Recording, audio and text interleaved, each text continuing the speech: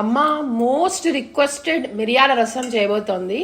మా రాయలసీమ స్పెషల్ మిరియాల రసం తయారీ విధానం చూసేయండి. 4 టమోటాలు ఇలా కట్ చేసుకున్నా. ఓకే, ఇది తీసేయండి. తర్వాత చింతపండు కడిగి పెట్టుకున్నా. ఆల్రెడీ కడిగి పెట్టుకున్న చింతపండు కొంచెమే వేస్తా.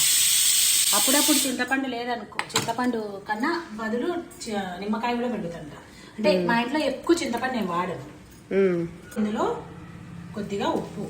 ఓకే, మళ్ళీ మనం టేస్ట్కు మళ్ళా సరిపోయేలా వేస్తాం. పసుపు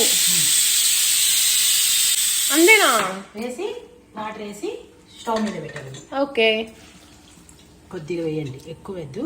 మళ్ళీ ఇవి వేడి మనం పిసకాలి కదా, అప్పుడు వేడిగా ఉంటే మనం పిసకలేం కదా, అందుకు కొంచెమే వేసి ఆ టమోటాలు ఉడికేంత వరకు కొంచెం గుజ్జు గుజ్జు అయినాక మళ్ళీ వాటర్ యాడ్ చేసుకోవాలి.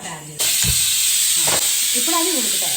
ఖచ్చితంగా మనకు రోల్ ఉండాల్సిందే అనమాట. రోల్ ప్లేస్ లో ఈసారి చిన్నది అమ్మ తీసుకుంది, ఎందుకంటే రసానికి కాబట్టి కదా. 1 స్పూన్ మిరియాల రసం కాబట్టి 1.5 స్పూను జీలకర్ర. మేము ఎక్కువ రసం పౌడర్ తో మిరియాల రసం ఎక్కువ తింటాం. అంటే మనం రసం పౌడర్ కూడా యాడ్ చేయం కాబట్టి కంప్లీట్ గా న్యాచురల్. జలుబు చేసిన, జ్వరం వచ్చిన, రసం తిన్నారనుకో గొంతుకు బాగా రిలీఫ్ ఇస్తుంది బాగా. ఇప్పుడు ఇందులో వెల్లుల్లిపాయలు.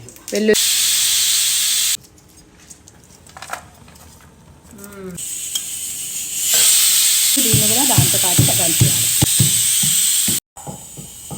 మామ్ ఉడికిపోయిందా? సూపర్. ఇలా ఉడికిన తర్వాత దీంట్లో పొగలు వస్తున్నాయి చూడు. దీన్ని ఇప్పుడు మనం చల్లారి పెట్టుకోవాలి. ఓకే, బాగా పిసికి మనం దంచుకున్నాం కదా, అదే యాడ్ చేయాలా? ఓకే, చల్లారిన తర్వాత వాటర్ వేసుకొని ఓకే పిసుకుందామంటే బాగుందా? అంతే, మనం అదే కదా ఎక్కువ చేస్తాం. మసాలాను కూడా యాడ్ చేసుకుంటున్నాం. అదే మిరియాలు, జీలకర్ర, వెల్లుల్లిపాయ. పిప్పి ఉంటుంది కదా, పిప్పి అవన్నీ తీసేసేయచ్చు. ఆయిల్ ఎక్కువ పట్టదు, అసలు 1 స్పూన్ కూడా పట్టదు, 1/2 స్పూన్ అంతే.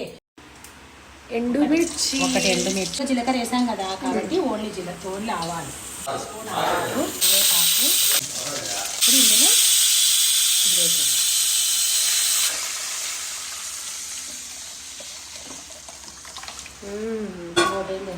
దీన్ని ఇలాగే వదిలేకూడదు.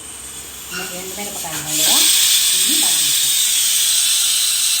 దీని ద్వారానే టేస్ట్ బాగా ఇంకా ఎక్కువ అవుతుంది. ఓకే ఓకే, అంతేనా? అంతే, ఉడికొస్తారని ఆఫ్ చేద్దాం.